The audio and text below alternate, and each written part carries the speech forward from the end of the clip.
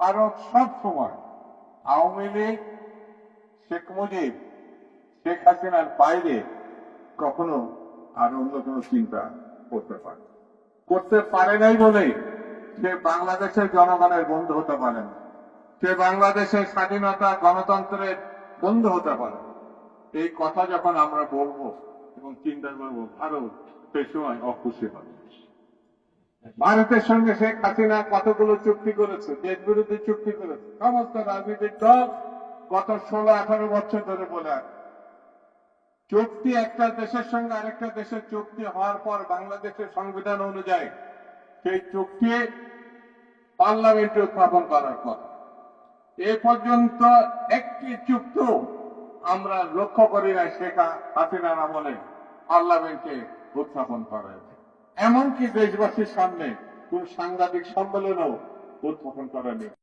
মুক্তিযুদ্ধের জয়লাভ করার পরে তারা আমাদের তৎকালীন নব্য বাংলাদেশে কিভাবে লুটপাট করেছিল তাদের সেনাবাহিনী এবং তাদের জনগণ।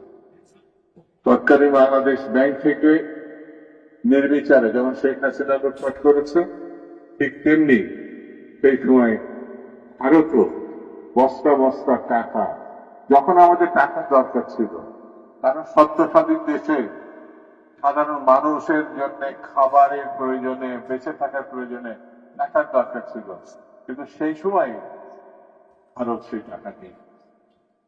আমাদের দেশে পাকিস্তানিদের কাছে যে আগ্নেয় অস্ত্র সেই সময় বাংলাদেশ, সদ্য স্বাধীন বাংলাদেশ পেয়েছিল, সেই অস্ত্রগুলো তারা ট্র্যাকে ট্র্যাকে পড়ে তারা ভারতে নিয়ে, এবং ওই যে শেয়ারের কথা অনুযায়ী তিনি মুক্তিযুদ্ধের সক্রিয় অংশগ্রহণকারী কয়েকটা এসএলআর, বলা যায় রাশিয়ান এসএলআর ছাড়া আর কোন অস্ত্র সেই সময় বাংলাদেশে পাওয়া যায়, অথচ হাজার হাজার কোটি টাকার অস্ত্র সেই সময় আমাদের থাকার কথা ছিল। অর্থাৎ একটা সেনাবাহিনী তৈরি করার মতো অস্ত্র সেই সময় ছিল, তা সব নিয়ে গেছে।